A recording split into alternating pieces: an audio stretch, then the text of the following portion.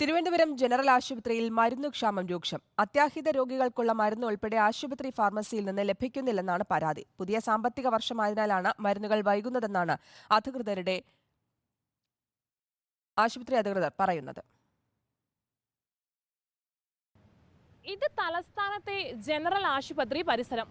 ദിവസവും 100 കണക്കിന് രോഗികൾ വന്നു ചേരുന്ന ഇടം. എന്നാൽ കഴിഞ്ഞ കുറച്ച് ദിവസങ്ങളായി ഇവിടെ മരുന്നിന് പാടെ ക്ഷാമമാണ്.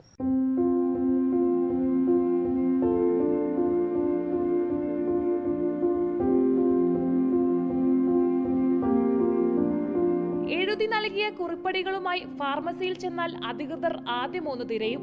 പിന്നീട് മരുന്ന് പുറത്തുനിന്ന് വാങ്ങാൻ നിർദ്ദേശിക്കും. എന്നാൽ പണമില്ലാത്തവർ ഇത് കേട്ട് മരുന്ന് വാങ്ങാതെ മടങ്ങും.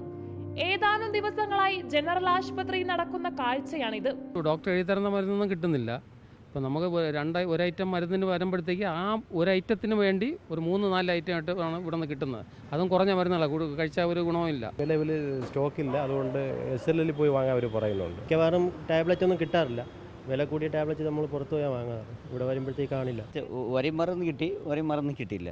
ഇത് വെളി വാങ്ങണമെന്ന് പറഞ്ഞു. പിന്നെ വെളിയിലെ ഫ്രീ കിട്ടില്ലല്ലോ. പ്രമേഹ രോഗികൾക്കുള്ള മരുന്നുകളും പാരസെറ്റമോൾ പോലുള്ള സാധാരണ ഗുളികകളും മാത്രമാണ് ഇപ്പോൾ ഇവിടെ നിന്നും ലഭിക്കുന്നത്. അത്യാഹിത വിഭാഗത്തിലെ രോഗികൾക്കുള്ള മരുന്നുകളെല്ലാം വലിയ വില കൊടുത്ത് പുറത്തുനിന്ന് തന്നെ.